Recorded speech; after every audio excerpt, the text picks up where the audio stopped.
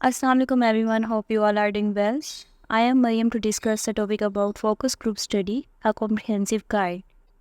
This presentation provides a comprehensive overview of the group studies, covering everything from planning to analyze and implementation. So let's start our lecture. So first we will see the objective of the study. Number 1, gain insight. It's main के जो research conduct करवाई जा रही है वो एक qualitative data conduct करेगी। Means के जितनी भी कंज्यूमर के एटीट्यूड या परसेप्शन और बिहेवियर है उनको अंडरस्टैंड करना टूवर्ड्स अ स्पेसिफिक प्रोडक्ट या सर्विस या कोई भी कंप्लेन वगैरह हो सकती है। नंबर 2, आइडेंटिफाई की थीम्स। एक्सप्लोर करना या आइडेंटिफाई करना ऐसे ट्रेंड्स और पैटर्न जो कि किसी भी ग्रुप को या ऑडियंस को टारगेट कर रहे हो, लाइक जो नीड्स हैं वो अनकवर हो रही हो या ऐसे पेन जो पॉइंट्स गुजरे हैं उनको हाईलाइट करना, ये सारे आइडेंटिफाई करते हैं इसमें। नेक्स्ट आ जाता है number 3, generate new ideas. Creative thinking के थ्रू या जनरेट करना न्यू प्रोडक्ट्स को और सर्विसेज को थ्रू आइडियाज़ के थ्रू मार्केटिंग स्ट्रेटजीज़ बनाना और कम्युनिकेशन अप्रोचेस को इन्हेंस करना। ये भी बहुत एक रोल प्ले करता है कि न्यू आइडियाज़ को अपने अंदर जनरेट करना और उनको वर्क में लाना। Number 4, test hypothesis. अगर तो हाइपोथेसिस जो है वो वैलिड और रिलायबल होगी कंज्यूमर के बिहेवियर के लिए और मार्केट ट्रेंड्स के लिए, तो जो इन फ्यूचर जो रिसर्च और डेवलपमेंटल डिसीजंस है ना उनमें उनको लेने में आसानी होगी, मींस उसको प्रमोट करेंगे। तो ये था मेन ऑब्जेक्टिव कि स्टडी हम क्यों करते हैं, फोकस ग्रुप स्टडी, ताकि कोई भी रिसर्च जो है उसकी इंसाइट यानी गेन इंसाइट यानी इन डेप्थ इंफॉर्मेशन दे सकें, यानी क्वालिटेटिव डाटा कलेक्ट कर सकें, आइडेंटिफाई कर सकें ऐसे थीम्स और पैटर्न्स जो कि ऑडियंस को टारगेट करते हों, और ऐसे आइडियाज़ को जनरेट कर सकें, क्रिएटिव न्यू थिंकिंग आइडियाज़ को जनरेट करें ताकि मार्केटिंग स्ट्रेटजीज़ को या कम्युनिकेशन अप्रोचेस को प्रमोट किया जा सके। देन था टेस्ट हाइपोथेसिस। इसमें ऐसा था कि वैलिड और रिलायबल हाइपोथेसिस कायम करें ताकि कंज्यूमर के बिहेवियर और मार्केट ट्रेंड्स को इन फ्यूचर फ़ायदा पहुंचे। नेक्स्ट आ जाता है पार्टिसिपेंट रिक्रूटमेंट एंड सिलेक्शन, यानी पार्टिसिपेंट को किस तरीके से हायर किया जाता है और सिलेक्ट किया जाता है। इसके भी आगे सब कैटेगरीज में पहला आ जाता है टारगेट ऑडियंस। इसमें क्या है कि डेमोग्राफिक, साइकोग्राफिक और बिहेवियरल करेक्टरिस्टिक्स को देखते हुए डिज़ायर्ड पार्टिसिपेंट को आइडेंटिफाई करना, मींस के एज, जेंडर, ऑक्यूपेशन, इंटरेस्ट और जितना भी एक्सपीरियंस है उसके थ्रू देखना कि कौन सा पर्सन किस फील्ड में हायर किया जा सकता है, कि कोई कितना एबल है उसको परफॉर्म करने के लिए। नेक्स्ट आ जाता है रिक्रूटिंग मेथड, यानी हम हायर करने के लिए कौन कौन से मेथड या स्ट्रेटजीज़ जो हैं वो अपनाई जाती हैं। सबसे पहले तो ऑडियंस को टारगेट किया जाता है, मींस ऑनलाइन प्लेटफॉर्म में, सोशल मीडिया में, ईमेल मार्केटिंग में या पार्टनरशिप में, ये सारी जगह पे इश्तिहार वगैरह दे दिए जाते हैं कि अभी हमें इसमें एबल जो कैपेबल है इस जॉब के लिए उसको हायर करना है, इसकी हमें ज़रूरत है, नीड है। तो ऐसी डिफरेंट स्ट्रेटजीज़ जो हैं उनको यूटिलाइज़ किया जा सकता है ताकि स्पेसिफिक जॉब के लिए स्पेसिफिक पर्सन जो है वो हायर किया जा सके। नेक्स्ट आ जाते हैं स्क्रीनिंग क्राइटेरिया। इसमें यह है कि जो सिलेक्शन क्राइटेरिया है या एलिजिबिलिटी क्राइटेरिया है उसको क्लियरली डेवलप कर दिया जाए ताकि जो पार्टिसिपेंट है उसको पता हो कि कौन सा किस ऑडियंस को टारगेट किया है या किस तरह से कौन स्पेसिफिक जॉब के लिए हायर किया जा सकता है।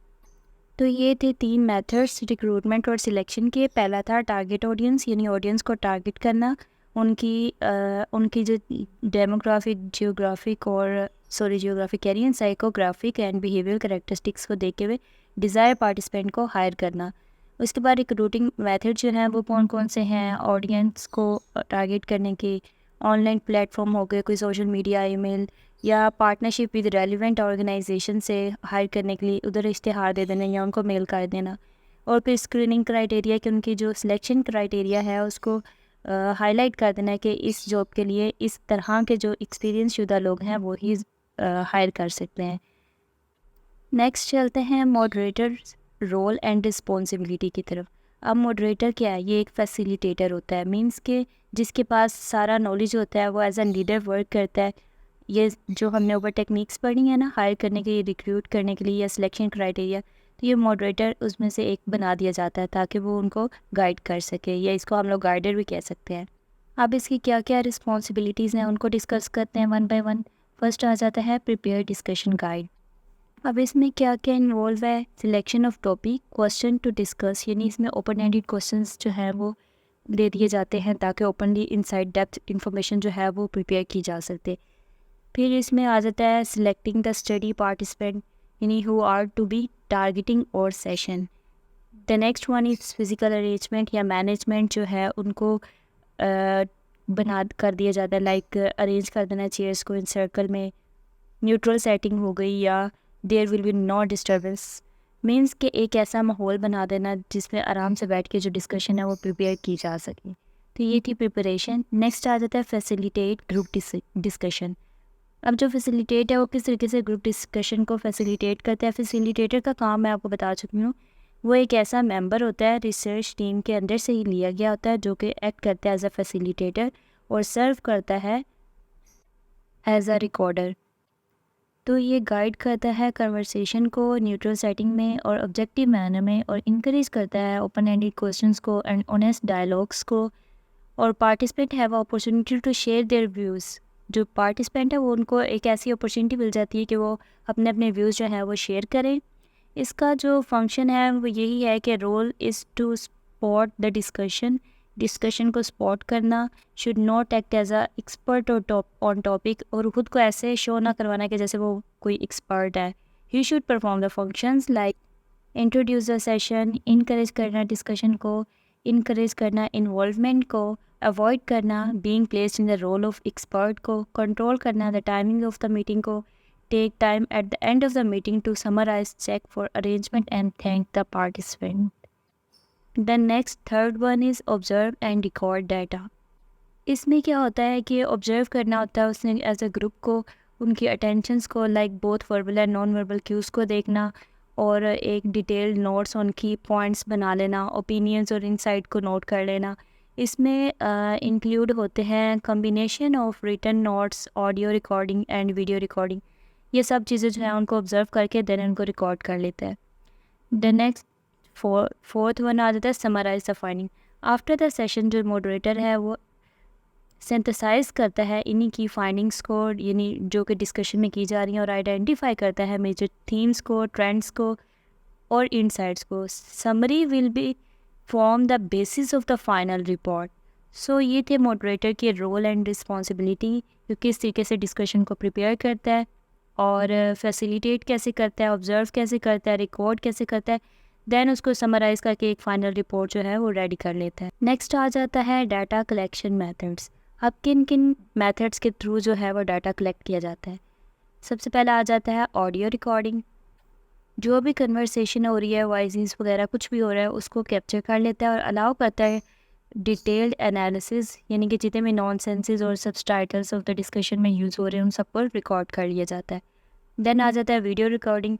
इसमें क्या होता है कि उसके जितने भी स्पोकन वर्ड्स हो गए, लाइक नॉन वर्बल क्यूज़ भी हो सकते हैं और वर्बल क्यूज़ भी हो सकते हैं, लैंग्वेज हो सकती है पार्टिसिपेंट की, और जितने भी उसने अंडरस्टैंड की है वो सब चीज़ें, उन सब डायनामिक्स, ग्रुप डायनामिक्स को रिकॉर्ड कर लिया जाता है एज अ वीडियो के तौर पे। देन आ जाता है रिटन नोट्स। फिर उसके जो उसने सारे डिस्कशन जो है, जो उसने ऑडियो और वीडियो ऑब्जर्व की है, उसको रिकॉर्ड कर लेता है रिटन नोट्स की फॉर्म में, like focusing on key points, opinions and insight shared by the participant. So ये मेथड्स हैं जिन जिन के थ्रू जो है वो रिसर्चर डाटा कलेक्ट करते हैं। ऑडियो के थ्रू कैसे करता है, सब कुछ कैप्चर करके रिकॉर्ड कर लेता है। वीडियो के थ्रू वर्बल और नॉन वर्बल क्यूज़ बोथ आ जाते हैं। रिटर्न में उसको एक की पॉइंट्स में या ओपिनियंस को, जितने भी इनसाइट्स ऑफ द व्यूज़ होते हैं जो उसने शेयर किए होते हैं पार्टिसिपेंट को, उनको राइट कर लेता है। फिर नेक्स्ट आ जाता है एनालाइज कर लेना फोकस ग्रुप फाइंडिंग्स को। अच्छा, इसमें एक मेन रोल ये है कि जो रिकॉर्डर और फैसिलिटेटर होता है ना, वो दोनों मिल के ये काम करेंगे एंड पे एनालिसिस वाला। Full report of the discussion should be prepared by meeting both facilitator and recorder. इसमें फर्स्ट आ जाता है ट्रांसक्रिप्शन।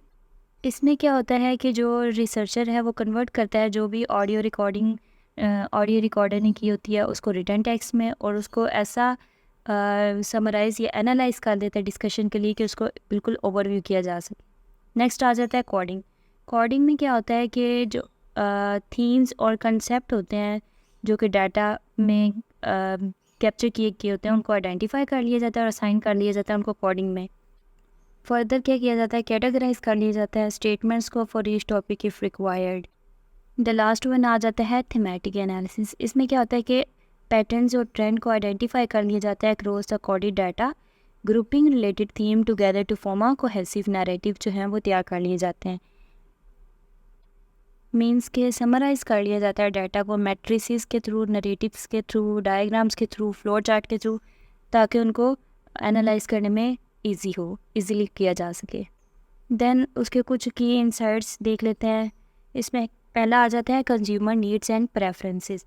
मीन्स कि आइडेंटिफाई कर लिया जाता है स्पेसिफिक नीड्स को, डिज़ायर्स को एंड प्रेफरेंसेस को जो कि ऑडियंस को टारगेट कर रही हैं। उसमें अब कुछ पेन पॉइंट्स भी हो सकते हैं, मोटिवेशंस भी हो सकते हैं, या डिसीजन मेकिंग प्रोसेस, ये सब चीज़ें इसमें इंक्लूड हो सकती हैं। यानी कंज्यूमर को जिन चीज़ों में नीड है उसको उसमें कमिंग आ रही है, उसको ओवरकम करने के लिए उन सब चीज़ों को आइडेंटिफाई कर लिया जाता है। नेक्स्ट सेकंड वन आ जाता है मार्केट ट्रेंड्स एंड अपॉर्चुनिटीज़। इसमें यह है कि जितने भी अनकवर इमर्जिंग ट्रेंड्स और अपॉर्चुनिटीज़ हैं मार्केट में, उसको गेन कर लिया जाता है, इनसाइट उनकी डेप्थ स्टडी कर ली जाती है और देखा जाता है कि किस तरीके से उनकी ग्रोथ की जा सकती है डिफरेंट एरियाज़ में और कॉम्पिटिटिव लैंडस्केप्स में या कंज्यूमर्स के बिहेवियर में। The third one is product और सर्विसेज इम्प्रूवमेंट। अब प्रोडक्ट और सर्विसेज कैसे इम्प्रूव की जा सकती हैं? सबसे पहले तो आइडेंटिफाई किया जाता है स्पेसिफिक एरियाज़ को फॉर इम्प्रूवमेंट जहाँ पर की जा सकती है, यानी जहाँ जहाँ इम्प्रूवमेंट की ज़रूरत होती है सबसे पहले उसको आइडेंटिफाई किया जाता है। देन प्रोडक्ट और सर्विसेज जो हैं वो प्रोवाइड की जाती हैं। Gaining valuable feedback on designs, उनके फीडबैक देख लिए जाते हैं, लाइक उनके और जो फीचर्स हैं या फंक्शनैलिटी या ओवरऑल जितनी भी एक्सपीरियंसेस हैं उसको इम्प्रूव करके कैसे वे में लाया जाता है ताकि वेलबींग की तरफ या ग्रोथ की जा सके। सो ये थे कुछ इंसाइट्स जिन नीड्स हैं जिन जिन चीज़ों में, और किस तरीके से उसको टेक अवे किया जा सकता है या उनकी इम्प्रूवमेंट की तरफ मूव ऑन किया जा सकता है। The next and the last one is recommendations and next steps. Means कि अब ये सब कुछ जब हो जाता है तो फिर हम कौन कौन से स्टेप्स जो हैं वो इम्प्लीमेंट करते हैं। सबसे पहले आ जाता है इम्प्लीमेंट फाइंडिंग। अब इसमें क्या है कि जितने भी इनसाइड कीज़ देख लिए हमने, जितने भी रिकमेंडेशंस जो प्रोडक्ट डेवलपमेंट में हो रही हैं वो सब चीज़ें जब देख ली जाती हैं, फिर ऐसी मार्केटिंग स्ट्रेटजीज़ अपनाई जाती हैं या बिज़नेस डिसीजंस में या जितना भी डाटा गैदर करने में फोकस ग्रुप स्टडी की जा रही थी उन सब में इम्प्रूव करने के लिए कुछ टेक्निक्स जो हैं वो इम्प्लीमेंट कर दी जाती हैं ताकि उन फाइंडिंग्स को ओवरकम किया जा सके। मीन्स के जो मूव ऑन किया जा सकते एज अ रिलायबल और वैलिड हाइपोथेसिस की तरफ। नेक्स्ट आ जाता है फर्दर रिसर्च।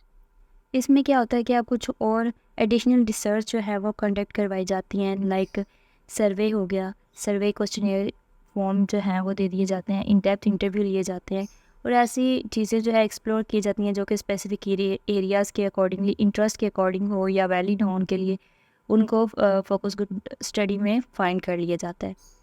नेक्स्ट आ जाता है मेजर इम्पैक्ट। इसमें क्या होता है कि आइडेंटिफाई कर लिया जाता है ऐसी इफ़ेक्टिव चेंजेस को जो कि इम्प्लीमेंट की जा सकती हैं फोकस ग्रुप फाइंडिंग्स पर। तो ये था आज का लेक्चर जिसमें सबसे पहले हमने डिस्कस किया ऑब्जेक्टिव ऑफ द स्टडी के बारे में। देन पार्टिसिपेंट जो है वो किस तरीके से हायर किए जाते हैं, रिक्रूट किए जाते हैं या सिलेक्शन कैसे की जाती है। फिर हमने मॉडरेटर का रोल देख लिया कि उसकी रोल क्या है और उसकी रिस्पॉन्सिबिलिटीज़ क्या हैं। फिर डाटा कलेक्शन मेथड्स हमने पढ़े हैं कि किन किन डाटा के मेथड्स के थ्रू डाटा कलेक्ट किया जाता है, ऑडियो, वीडियो या रिटन नोट्स वगैरह बनाए जाते हैं। फिर हमने एनालिसिस देख लिया कि फोकस ग्रुप डिस्क्रिप्शन का एनालिसिस कैसे किया जाता है। इसमें फैसिलिटेटर और वीडियो रिकॉर्डर जो है वो मिलकर ओवरव्यू करते हैं और काम करते हैं। पहले ट्रांसक्रिप्शन तैयार करते हैं, फिर कोडिंग मेथड हमने देखी कि कोड कर लेते हैं उनको। देन थीमेटिक एनालिसिस किया जाता है और समराइज़ कर लिया जाता है उनको नरेटिव्स में या मैट्रिसेस या फ्लो चार्ट हम कह सकते हैं। फिर हमने देख ली कि कौन कौन सी जो नीड्स हैं, फाइंडिंग्स हैं, उनको आइडेंटिफाई किया, देन उसको टेक अवे कैसे किया जा सकता है। लास्ट पे हमने देख लिया कि रिकमेंडेशंस या इम्प्लीमेंटेशंस कैसे की जाती हैं फाइंडिंग्स पे और कौन कौन से नेक्स्ट स्टेप की तरफ मूव किया जा सकता है। सो यहाँ पर आज का लेक्चर एंड करते हैं और अगर आपको किसी भी किस्म की कोई भी कन्फ्यूजन हो तो आप कमेंट सेक्शन में ज़रूर पूछिएगा। अब मिलते हैं हम नेक्स्ट वीडियो में इससे ऐसी और मोर रिलेटेड इन्फॉर्मेशन के लिए। सो मेरे चैनल को सब्सक्राइब करें ताकि आप इससे रिलेटेड इन्फॉर्मेशन हासिल कर सकें। सो तब तक के लिए अल्लाह हाफिज़।